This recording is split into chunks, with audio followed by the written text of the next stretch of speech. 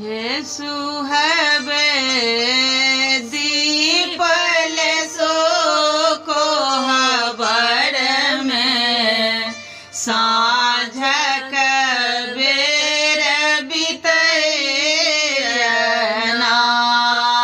हे सोहबे दीपल सो को हबर में साझक बेर बितैना। साझक बेर बितैना। साझक बेर बितैना। हे सोहबे दीपल सो को हबर में साझक बेर बितैना। कथि केर दीप कथि सुत बाते। कथि केर दीप कथि सुत बाते। कथि केर तेल जरा। हे सोहबे कथि केर तेल जरा।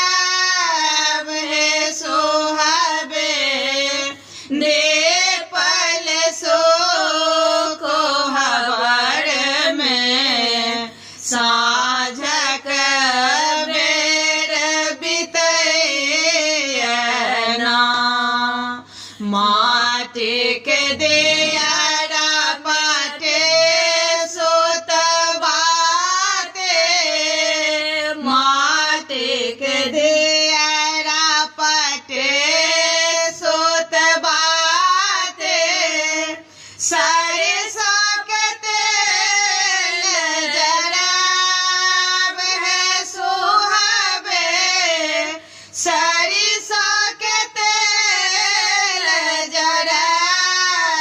हे सोहबे दीपल सो को हबर में साझक बेर बितैना। जड़ लागल दे झमके गेल बाते। जड़ गेल दे झमके गेल बाती। खेलत मैया ना। हे सोहबे सांझा मैया ना। हे सोहबे दीपल सो को हबर में साझक बेर बितैना।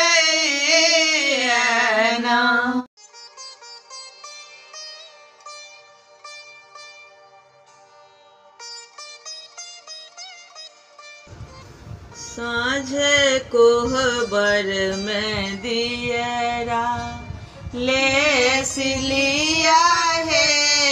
गोर लाग लिया है। साँझ कोहबर में दियरा लेस लिया है।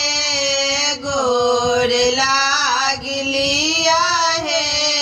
साँझ कोहबर में दियरा कथे केर दियरा। कथे सुत बाते। कथे केर दियरा। कथे सुत बाते। कथे के तेल जरा। अब सारे राती है। कथी के तेल जरा।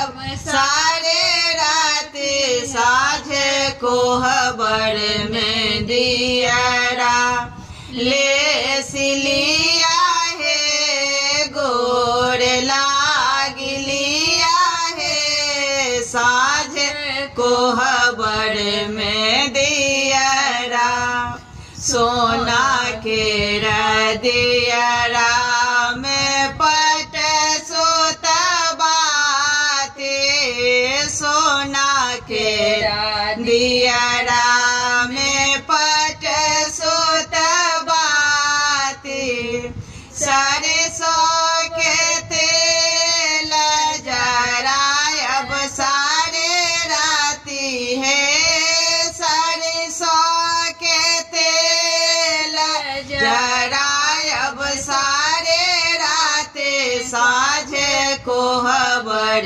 में दियरा ले सिलिया है गोर लाग लिया है साझ कोहबर में दियरा जरे लागल दीप झमके गेला बाते जरे लागल दीप झमके गेला बाती है खेला लगले संझा मैया चारों पहर राती है खेल लगली संझा मैया चारों पहर राते साझ कोहबर में दियरा ले सिलिया